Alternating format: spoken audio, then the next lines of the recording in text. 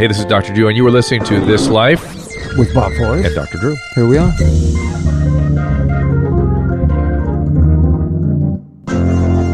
Here we are, ladies and gentlemen. Gather round, turn the Bluetooth apparatus on, and get the speaker out and sit on the porch and listen to another episode of This Life with Dr. Drew and Bob Forrest. That's right, you live. And today, very special guest. I've been waiting all week since I got the text message. Rachel Uchitel. Rachel, how are you? There you are. Great, guys. How are you? Well, I feel like I still talk to you all the time because I follow you on Instagram and I see pictures of you and your daughter. Let me give off all that. It's at Rachel Uchitel, Uchitel. You can get the Instagram at Rachel Uchitel NYC. Facebook, which is where you can find about the store, which we'll talk about. Wyatt, WYATTLILY NYC. Same thing with Twitter and Instagram. Although Instagram is at Wyatt Lily Boutique. Right? Yes. Did I get it all? Mm-hmm. Yeah, you did. Fantastic. And you're doing kids' clothes, right? I am. That's so cool. I know. I've had a baby since I've seen you guys. I know. Crazy. She's not a baby anymore. Yeah, No. Bob's had a couple too. I've had a couple. Yeah. Let's not get into that. but I love going. Here's one of my favorite things: New York City Tribeca clothes shopping for babies is the greatest thing ever. Yeah. Right? It really is. There's like so many stores in Tribeca. It's just kid haven of New York City. I did not know There's that. There's kids' clothing stores all around there. Oh, that's interesting. And I had disposable cash at the time. Oh. You can buy a pair of, Elvis has a pair of pajama bottoms that cost like $67. They just have little rats all over Well, them. the last time I was in the city with Rachel, your house was sort of down near that Tribeca area, wasn't it? Yeah, it was on 14th Street. Yeah. Yeah, that was a great apartment. I love that apartment. So- now I'm uptown. So but- where's your store at? Because I want to come. Well, I opened the store on the Upper West Side. It was on 74th and Columbus, which Okay. I loved that area. And I started there. I did baby stuff to start out with. And then I expanded it. So now it's in Scarsdale, New York. And it goes up to tween. So it's baby through 16 years old. Wow. So 16. Yeah. I don't want to think like that. I just like the little baby stuff. I think I remember seeing the store on Columbus now I think about it. But they get big so fast. It's crazy. No. My daughter's going to turn 6 in a week. I'm like freaking out about it. You want to freak out? Our kids are 25. I know. That's really strange. That's really strange. Well, I remember when I met you, they were just about to go to college, I think. Oh, I think we were thinking about getting them into college. No, is what they're it in was. high school. They're in high school. Yeah. So it's been a long time. And they spent a lot of time in New York City, too. That's what sort of what brought us in there a lot for several years. Amazing. So you're good. Tell us, bring us up to date. People that want to know. Yeah, well, when I met you guys, I was on celebrity rehab for love addiction. So it's been that long. It's been that was in 2010. So 8 years since I've seen you guys. And if we can both comment, Rachel worked really hard. Yeah. Rachel worked really hard, and I was just so impressed. And then when you got married, I thought, it's going to work, and then not so much, I guess.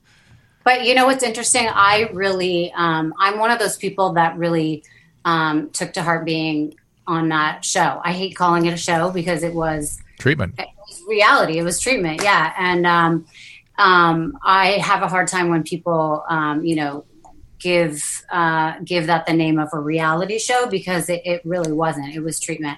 And I take it seriously. And I actually took that marriage seriously. I went into that relationship really thinking that this was going to be a relationship for a long time and for good.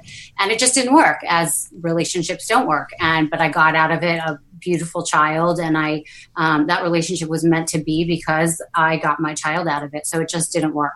Does he still participate in your child's life? Yeah, he does. He sees her every other weekend. He has dinner with her twice a week. I mean, he's her dad. So that relationship was meant to be for that reason, but it wasn't meant to be in the long run. So, but I find myself every couple months saying, "Oh my God, I'm deep in my addiction. I got to call Dr. Drew. I got to call Bob. I got to find out how to get back on the path." And I haven't. Right now, I'm in a lull. I'm taking a time out. I need treatment. I need to get back on the program, and I'm taking a break because I'm having a hard time figuring things out. And I'm not. I have a bad picker, as you would say, and I got to. That was my mother that said that. Your mom said my that? grandmother. Oh yeah. No, the picker problem is a tough problem because those guys will always be attractive to you. They just will. You have to find one that's not. Remember the old saying, lightning bolts and not. Butterflies, not lightning bolts. But it's still going to be same kind of guy because that's what you're attracted to. And I never tell people, oh, you can never be with somebody like that. It's like you just one that's not quite so much like that. Yeah, on the continuum is what they call it. And and because we are our instruments, our bodies are such perfect instruments. If we pick people, if we have a history of a bad picking, and we are attracted to somebody, we can pretty much guarantee ourselves picking somebody that's going to it's going to be some challenges. That's just the nature of having a bad picker. You're not alone pattern. Either. It's a common thing. But one of the things but Rachel, you and I have been going through it. I have a 7-year-old and a 2-year-old, so that's since we were together. The kids will center you, even if you remain scattered and back and forth and recurring remitting, whatever. Sanity. Yeah. Kids center you, don't they? I can see it in the pictures and on your, we don't talk, but I see you have a centeredness that you didn't have 8 years ago. You didn't have it. For sure. Right? My priorities are totally different. She completely changed me as a person. I mean, I am not, boy crazy by any means. I mean, but you were also saving people crazy, because I want to just call you out a little bit. Rachel, when she found out that certain cast members didn't have the money to go to sober living, she paid out of her own pocket for them. Did you know that? I did not know Remember that. Oh my God. That's also very loving and very kind. You just got to watch out for who you're paying for. You know what I mean? Yeah. And I loved those guys. I forgot about that. It was a very kind thing, but it was also a kind of sick thing to do. Were you in there with Rodman? No, she was in with Jason and Jason. Jason and Waller? Jason. Oh, Jason Davis, yeah. I just call them Jason and Jason. Yeah, they should be a showbiz team. They were so funny together. It was a funny group. It really was a funny group. Remember? Wait, I thought our group was really great. Is that Heidi was in that? No, that's I remember. It's Jason, Jason, Rachel. Oh my God, Janice. Oh yeah. Well, Janice was in with Steven or Mike Starr or Steven, one or the other. Who? Steven Mike Adler. Starr or Steven Adler? That was the season before me. Yeah, it was Steven me Adler. and Janice were roommates. Then it was Nicole's mom. Right. Frankie Legs. Eric Roberts. Oh, yes. There we I go. still talk to. Yeah, Eric's great. Leif Garrett. Oh, my Leif, goodness. there you I've thought are. about him a long time. Yeah. I saw him the other day, though. I saw him at a radio station, and he was good. Yeah, he was really quite good. He was always good. And he's the same warm guy he's always been. Always warm. He keeps on keeping on. And Jason Waller, I talk to all the time. Oh, good. We talked to him, too, a lot. Yeah, I know we talked to him. And Jason Davis, I haven't talked to in a while. He's doing all right. Everybody's doing all right. But the point that you're making is it was really funny. That probably was the funny. I just think of Jason, because Jason's perfect and Jason's the opposite of perfect. They were roommates, which was so funny. And they moved out together. That's even crazier. That was not good. It was fun. Hysterical. So, and they both lived with me. Oh, I forgot about that. Oh, Rachel. I'm so sorry. In that I house. had so much fun with them. Right. So you're just a very loving and kind person, and you got to. What you were saying though is that Wyatt, my daughter, has completely centered me, and I am home a lot. I mean, the only way I have to meet men now is really by meeting them online or something, or by getting set up on a blind date. Or at the school. At school, there's probably some divorced dads at school. Yeah, maybe, but I don't really. it's really hard for me too, because people they prejudge me before I walk in the room. I don't think that's true. I think no, it is true. I mean, it still happens to me everywhere I go. And then you don't want to meet those kinds of people. You know what I mean?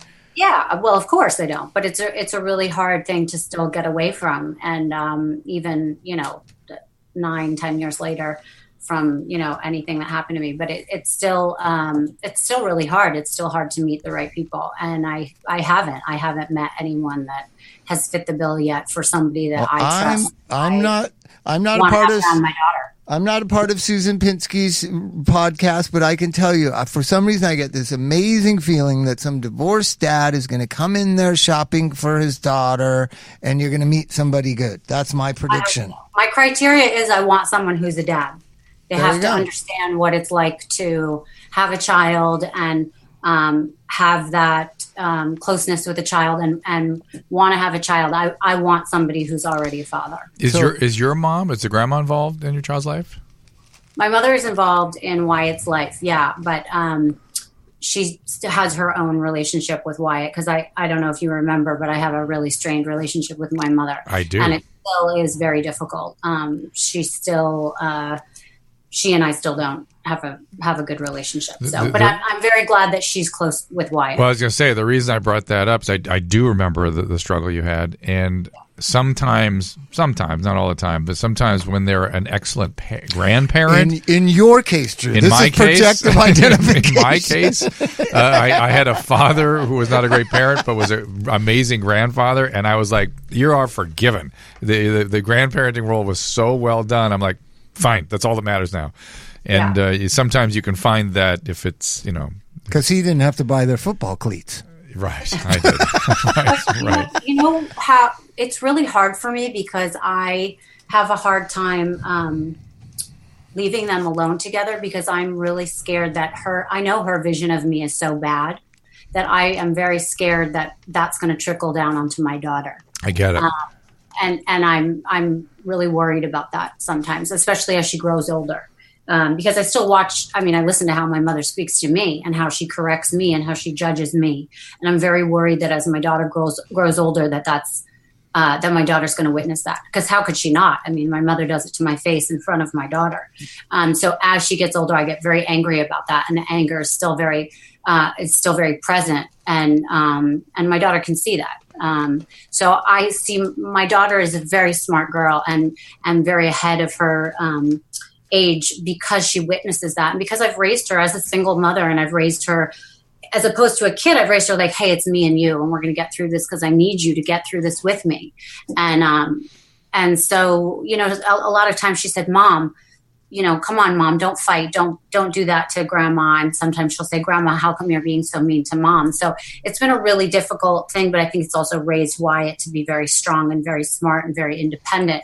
But it worries me, it worries me that she's going to see me in a bad light. And she's the one person I don't want to see me in a bad light, because the whole world has seen me in a bad light too. Try to wise her up that she can't solve the problems between you and your mom. That was critical for me, because I was solve the problems between my mom and dad, and you start to think that you're failing at doing something that you're in charge of, and this is like at 7, 8. I've told you, like 7, 8, 9 years old. My older sister, she's 12 years older than me. She would come in my bedroom and go, Bobby, go out there right now. When I was like 7 or 8, to get our parents to stop fighting, because if I walked in the room and I stood between them, they would stop. Oh, boy. Right? So and then they ended up just hating each other and being miserable anyways. So then I feel like I'm failing at this. And I was like the little PR guy. You don't want to have her being your little PR girl or your mom's PR to you. Try to say, me and Grandma just don't see eye to eye, and you're not in charge of it. And I know that it's bothersome to you, and we both don't like that it's bothersome to you, but this is life. This is life. Wyatt, this is life. I'm having, Rachel, hope you don't mind me, I'm having this like flashback to all the stuff that you had to deal with your father and stuff, like, oh my God. And then even the 9/11 stuff. I this is probably my stuff coming out here, but I'm just sort of flashing back. I'm having this like like, end of life, they say things flash by you all at once. I'm having this flash. Ketamine. All that stuff that Rachel's had to contend with. And somehow talking about your mom brought that back to me. See, we live in the world of white picket fences and lies of happily ever after. And reality is much more complex and much grayer, right? And so I just always feel I'm in charge of slowly introducing the gray to Elvis. Right? Yeah. That it's not his responsibility. Children think black, white. It's not don't worry about it. It's not your responsibility. It's not, you know what I mean? Reassure him that it's not exactly the way you see it, right? For him. Yes. Yeah. Because they feel powerful. And they feel like everything that happens is a natural, for whatever reason, that's how humans develop around age 8 is I'm responsible for things that happen, especially bad things. Yeah. Especially bad things. Does she go over to your ex's and spend the night on the every other weekend? Yeah, sort of. She spends the night with his parents more than she does with okay. That's different, grandparents. But Elvis is with us Thursday through Sunday, right? And if Rachel knows your whole situation. Yeah, I got married. I had a son, Elvis, at 7. Then got divorced. Then we worked it out, and then I'm remarried and have a 2-year-old. So we're trying to all of us have the two of Same woman. No, different woman. I got divorced and remarried. So we're trying to have the kids be together as much as possible. They're together Wednesday, Thursdays, Saturday, and Sunday, right? And what's weird is, we've decided that the uniformity of rules, we're going to try to keep that as a guideline, but not as an absolute, right? So there's junk food at our house that there is not at his mother's house. The first thing he says when he walks into her house is, I got to have Doritos. Right? Because they're just trying to Nate knows that he's seen watch your ex-wife's hair stand up and call you. But we as adults have gotten along better to just say, we're all going to have our own, and explain it to him. Everybody does things a little differently. Daddy has Doritos at his house. No Doritos at mommy's house. Enjoy them while you can. You know what I mean? Do you go through that at all? Have you had that kind of problems where she gets to do things with daddy that you don't necessarily do yourself? I think it's totally, I don't know how to explain it. It's totally different between my ex-husband and me because there's such a dysfunction in our relationship. Right. He's 10 years younger than me. He has sort of no rules. He lives in a different world of rules. So no, she's really mine. You know what I mean? And so she goes there and he's like a babysitter. Oh my. Yeah, so it's a totally different set of. She goes there and it's like a free for all, and she just looks at her iPad and she just wants to come home. So it's a little bit of a much more stressful. Hopefully that'll get better as he grows up. Yeah, that's exactly. why she stays at his grandparents, and it's more of like I'm calling on the phone, being like, "Where is she? What are you doing? Do you need an activity? Do you want her to go stay at somebody? Do you want her to have a play date?" And he's like, don't call me when she's at my house because I've got it covered and I'm more worried about what's happening over there. So junk food and pizza aren't really my... Not a high priority concern. Yeah, I'm just wondering, if she's in a safe place. So, but more of that is a function of, he's 10 years younger and I think he just isn't there yet on stability in his own life, and knowing what his priorities are in terms of I don't know, just how to be a dad yet. Let's talk about the shop a little more. Now, you have 2 websites that are coming together. It's WyattLilly.com, right? WYATTLILY,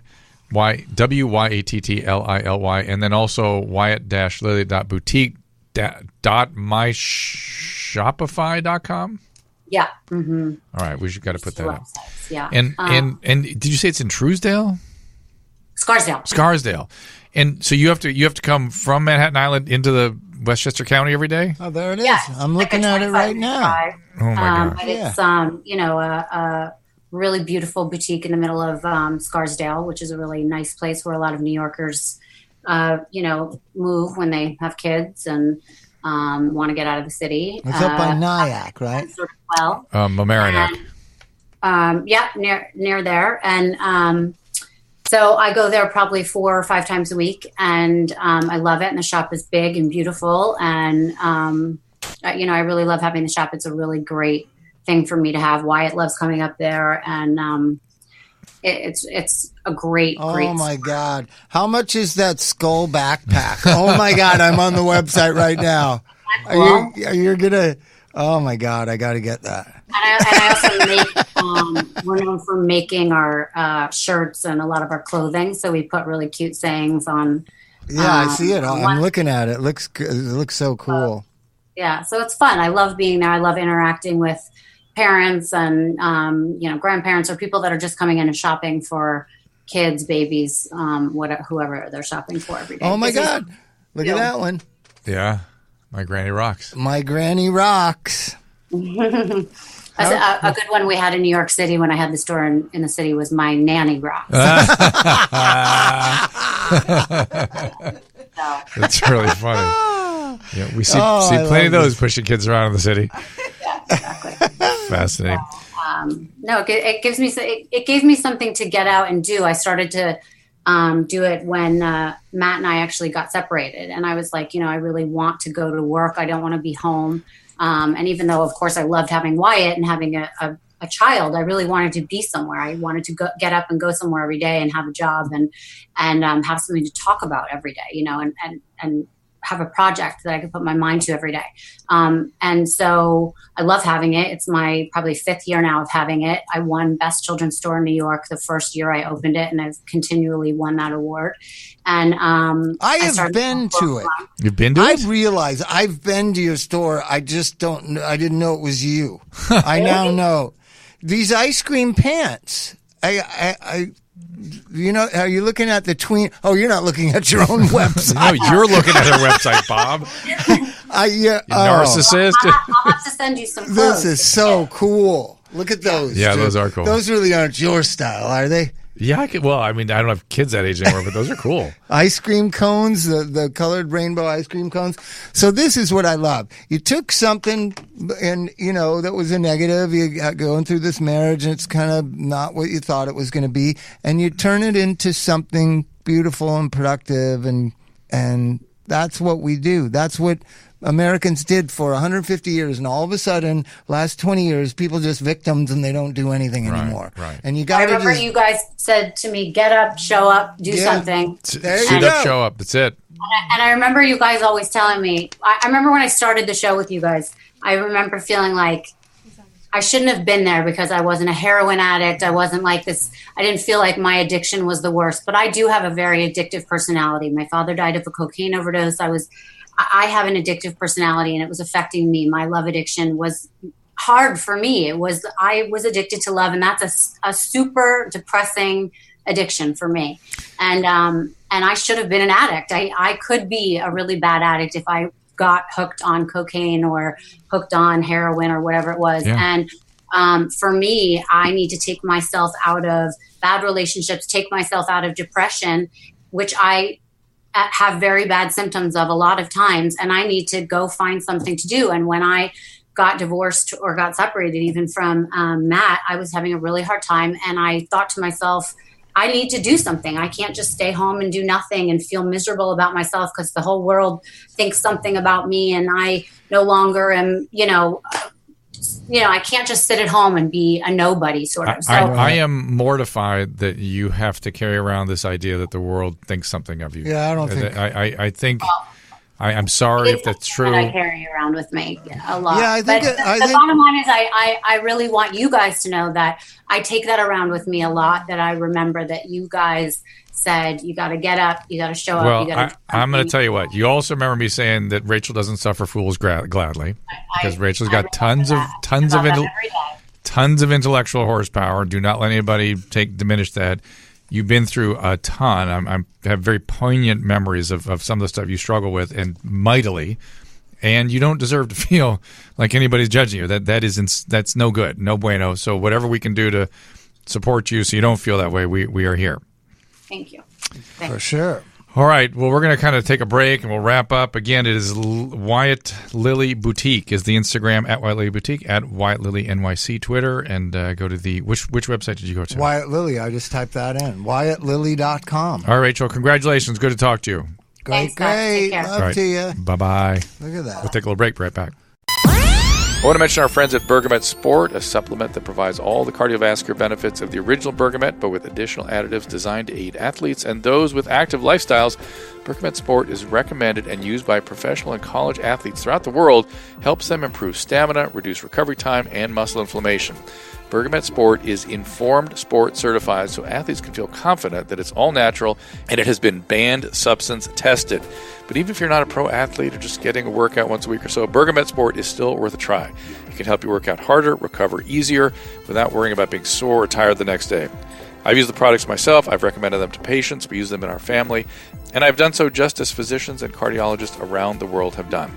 And Bergamet Plus is excellent for what's called non-alcoholic fatty liver disease, which has just passed all other forms of liver disease in terms of causing cirrhosis. So it's something that is a major health issue presently and needs to be paid attention to. For a limited time, our listeners can save 10% on their order by entering code DRDREW at checkout. That is DRDREW, all one word. Try Bergamet Sport for yourself. Visit bergamet.com. That is BERGAMET.com. Or just click the Bergamet banner at drdrew.com. We have Vinny Tortorich. There he is. Vinny Tortorich is here. Can we talk to him? He can hear us. Hi, guys. Hi, Bob. What's happening, man? Hey, Vinny, you hear us? I can hear you. Can you hear me? We hear you. Yeah. Good. Nice. What's in the background? Are you at a bike racing thing? What is that back there? That's all of my brands. I've become that guy. Vinny's podcast, Pure Coffee Club should be up there. Yeah, it's all there. Including this new project you want to talk about? Yes. But first off, I was on with you guys just a second ago before your wife told me to get off the line.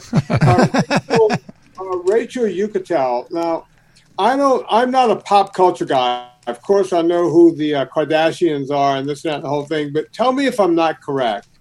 She became famous for literally holding a picture up of her husband or boyfriend. Yes, during the 9/11 thing. Is that right? That was her first brush with the public. Yes. Then she had a whole Tiger Woods incident kind of thing. I remember that. Yeah. She was one of that line. And that's what people tend to judge her for. And the fact that people still think about that to me is mortifying. They should just let that one go, as far as I'm concerned. Look, you don't know this about me, Drew. Maybe you do. Maybe we've talked about it. But I was on the Oprah Winfrey Show 25 years ago. I think we talked about that. Yep. It's the one thing that anyone remembers about me in my entire life. It was a blip in time. Yeah, when I go to my hometown in the Deep South in Donaldsonville, Louisiana, it's the first thing that comes up, and that's 26 years old. That's crazy. It's so crazy people remember these things to get labeled with. They stick. Well, I just went to a friend of mine's funeral last Sunday, and he was one of the most larger-than-life, had effect on everyone he met, everyone he knew for 10 years, just this profound, powerful influence in Los Angeles and on music, right? And all they really what's talked about is one song that he produced, right? Because we're attention deficit society that only needs one fact about the person. You know what I mean? So you were on Oprah, Vinny. Good job. Yeah, that's the base of my existence. I got a feeling that when Captain Kirk finally passes on, which I'm doubting he will ever die. Yeah. At this point. But, the guy has had a prolific career. He is the only Captain Kirk in the world. Yes. But they're going to go, at his funeral, people are going to go, did he kill his wife? Did they not? What happened with that? That will be the one thing. Great acting career, right? Yeah. Great album. He made a great album also. All right, Bob, are you ready for this? Yeah. I usually don't talk about celebrities. I'm the one celebrity trainer that does not talk about celebrities, but this once I will. I got a call one time at about 11 o'clock at night from Bill, and he goes, "You must come to." I'm doing an album right now. He goes, "Do you know who? What's his name? I always want to say the Dave Clark Five, but not Dave Clark. It's a famous musician. Dave Matthews? No, something Five. Who had a thing? Maroon 5. Maroon 5. Or Ben Folds 5. Ben Folds 5. Thank you, Drew. He says to me, have you ever heard of a guy named Ben? Honey, what Ben Folds? Have you heard of Ben? You've got to do it the way they do it on the Family Guy. Have you ever heard about Ben Folds 5? And he's like that in real life. And I went, yeah, Ben Folds 5. He goes, yes. He's producing an album. So I said to my girlfriend, who was training all of his horses at the time, I said, I think we have to go to Nashville. And she said, why? I said, that's where Ben Folds is. Ben Folds is doing, I think he's doing an album with Shat. We have to go see what's doing. How about that? A nickname is Shat, which is the past tense of what? Yeah. To shit. I think the album took a Shat. But I was sitting there. We were in the same studio that Elvis did Hound Dog in, and Ben Folds is behind the board, and Shat is talking into a mic as he does. Yes. Oh, my God. True story. I was there. So, Vinny, talk to us about The Fat. The Fat. We're doing a documentary called Fat Documentary. And look, everyone has been getting on me for years. Bob doesn't know about the crazy diet I'm on. I haven't even brought it up today. So it's all Vinny's fault. So yeah.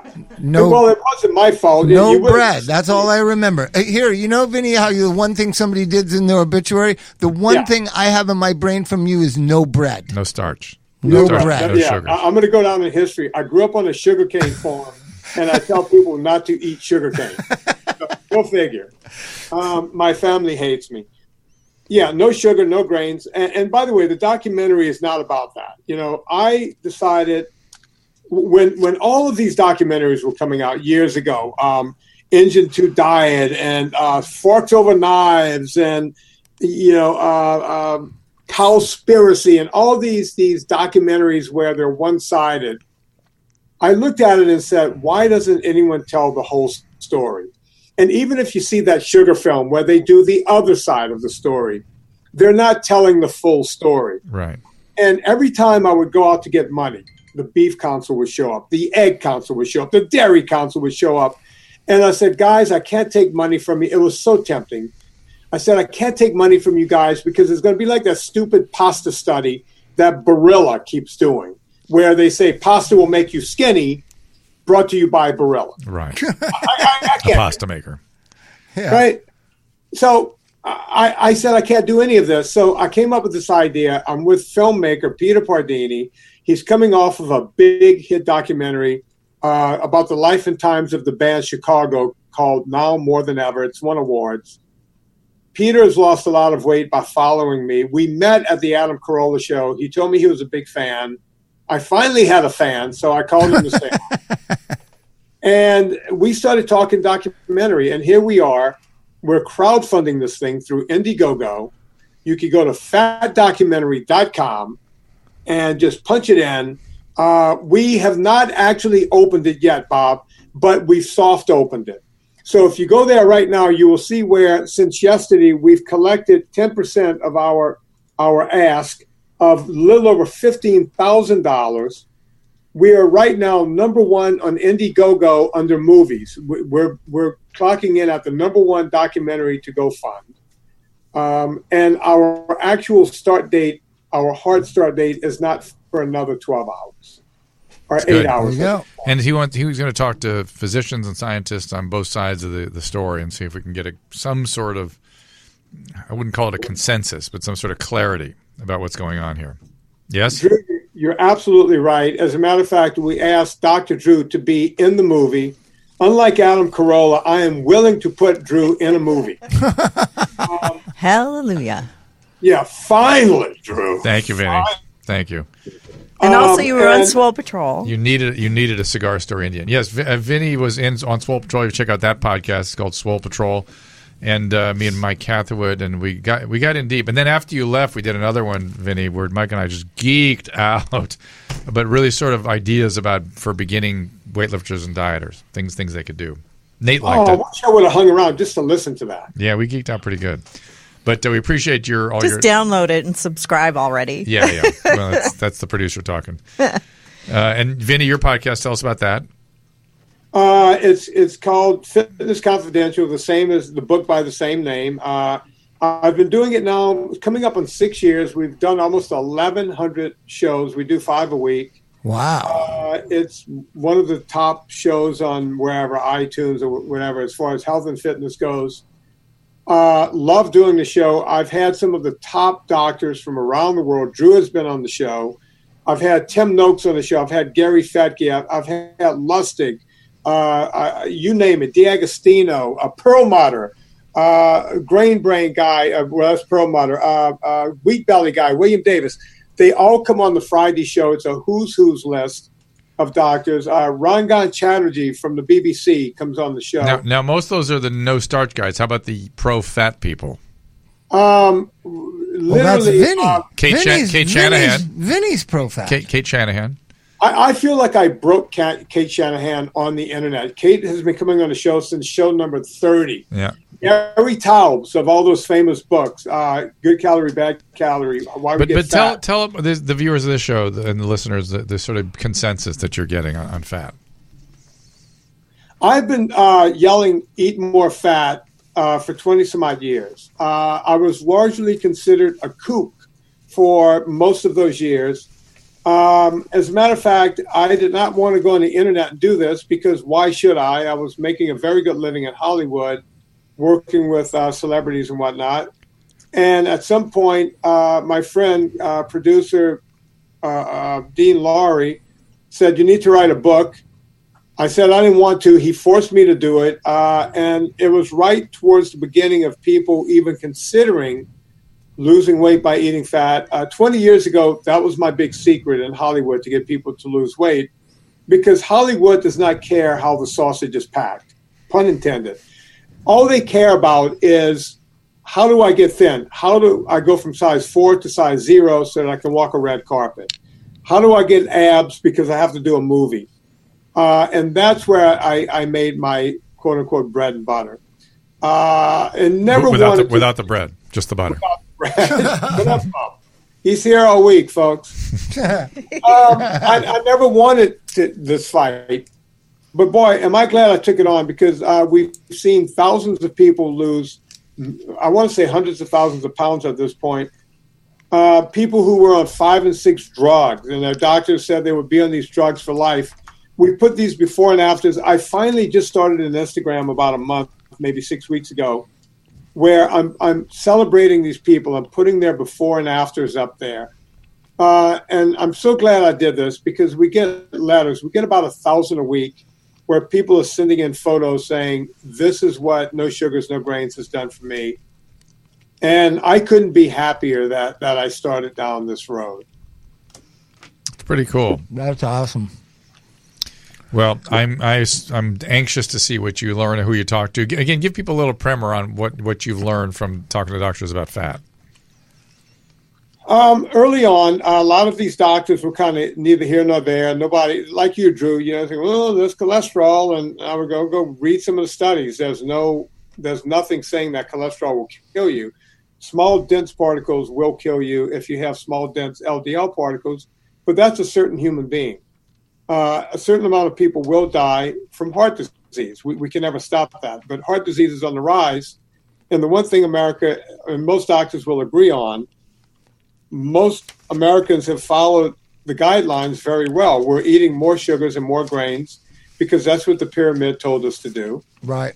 And we're getting more unhealthy by the day. And these doctors are finally looking around going, wait a minute, we have a real problem on our hands. And that's where the William Davises of the world and the Perlmutters come in, where they're doing these studies and finding out, wait, it's all exactly opposite of what we were always told.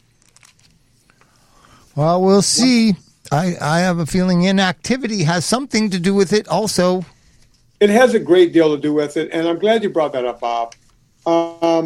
Kids today, we're doing kids a disservice. We have them in classrooms so much, and we have them studying so much. I had this guy, Dr. John Rady from Harvard, come on the show a long time ago, and he said the reason that kids are having trouble in school is because we're not letting them run around at recess. We've cut out PE. We've cut out recess. Kids don't go out and run around in the afternoon anymore. We literally have a vitamin D deficiency in this country. And It's not just because we're slathering our kids with all this sunscreen, but we're not letting them outside to run around and play. And listen, parents, 20 minutes on the soccer field and then handing your kid a muffin or a cupcake is not exercise. Sorry. Yeah. Hey, Vinny, we got to wrap it up a little bit here. We appreciate you joining us. Again, tell them the crowdfunder. Indiegogo. Right? Say again, Bob? Indiegogo? It's on Indiegogo, or you can go to fatdocumentary.com. Fatdocumentary.com. Just go there. Whatever you can give, we appreciate it. And be an early contributor, and we thank you up front. All right, can't wait to see. I can't see what you get, and I want to be a part of it. So we're going to say goodbye to Vinny. Vinny, I'll see you soon. All right. Yeah, Drew, it was good seeing both of you guys. Great to see you. Thank you. We're going to read a couple emails, you and I, before we wrap up completely. My 27-year-old daughter has been taking battling drug addiction for the past 3 years. She's been in and out of many rehabs and halfway houses. I even sent her to Hawaii. She keeps relapsing. She was clean for 6 months. Then 2 nights ago, she overdoses. Thank God her boyfriend's mom is a nurse and saved her. Oh. So one of the not dirty little secrets, one of the facts about drug and alcohol treatment. Recurring remitting. Yes, and something that Dr. DuPont brought up too when we spoke with him, which is that people put too much emphasis on the treatment part, as though treatment's fixing people.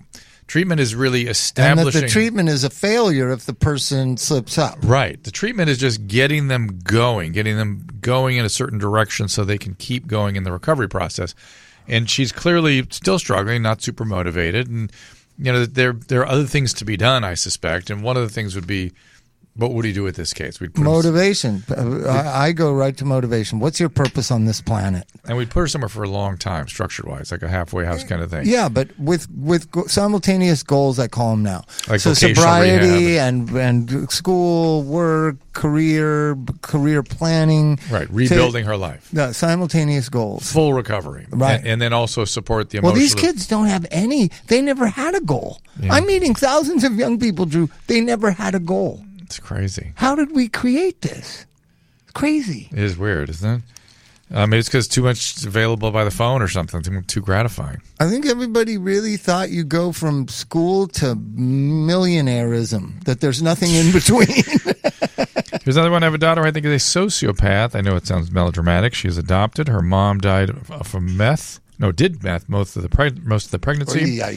Yeah, she's 11. I love her dearly, but every time I see an episode of Dateline about parents murdered by their adopted child, I think that's my future. Oh my God. Oh my God. I love that one. Well, she's really talking about psychopathy, which is a genetic disorder, and there are you could look up Dr. James Fallon down at UC Irvine, who's done a bunch of research on this, and he actually does functional MRI scans, and you can maybe get one of those scans to see if there's any evidence of this, but I do suspect that a good psychologist could sort of sort this out. Doesn't sound like she's seen a psychologist yet, and even a psychopath, and again, whether the meth during pregnancy injured her brain or something or created Here's what I like to say. There's a lot of psychopaths out there. Not all of them are Ted Bundy. Correct. Not all of them are killers. That even though they have a deficiency in their capacity for empathy and may have rages and outbursts, is what I think you're talking about here, they usually can be kept emotionally healthy enough that they can compensate for that. Some of them are leaders in industry. That's right. They can compensate for that. And so I would urge you to get a psychologist early and a lot, and get her tested. They can actually do formal testing, psychological testing on her, and don't project catastrophe. Yeah. Don't project catastrophe. There can be things can go fine with this. All right, are we wrapping up here, Ms. Producer? Yeah. Is that what we're doing? Are we done? We're done with this episode. Good to talk to Rachel. Good to always talk to Vinny. Yes. I always feel better when I talk to Vinny. Like, I'm going to get healthy now since I talked to Vinny. But then I'm going to do nothing. No, I've been doing it. I've been moving along. Just knowing him makes you healthier. Go to Doctor.com, click through the Hydrolite banner. You get 30% off your purchase there. Also, Bergamet, don't forget that. Non-alcoholic fatty liver disease, we were talking about is obesity. That's a leading cause of liver disease in the country. This drug seems to have some effect on that. Also, the KBC 790 Midday Live talk radio show, Monday to Friday. Me and Lawrence Savon, noon to 3. 790 AM in Los Angeles, KGO 810 in San Francisco. The Dr. Drew podcast, the Adam and Drew podcast, Swole Patrol, we talked about. Vinny, you can hear him there, Weekly Infusion. And the Rodman interview is up on a podcast. All right, then for now, we will see you in 7 seconds or tomorrow. Remember, you can find all these podcasts at drdrew.com. The Dr. Drew podcast, the This Life podcast, and the Adam and Drew podcast, which is available 5 days a week. Find them all on iTunes and rate us 5 stars. Subscribe and get it first. And if you're really happy, click on the Amazon banner at drdrew.com to help support the show. We'll thank you for it. If you join the email list via drdrew.com/contact, we'll send you a weekly infusion newsletter with Dr. Drew's news. We're so grateful when you get in touch. We read all your emails and we'll bring you the subject matter you want to hear about. You live.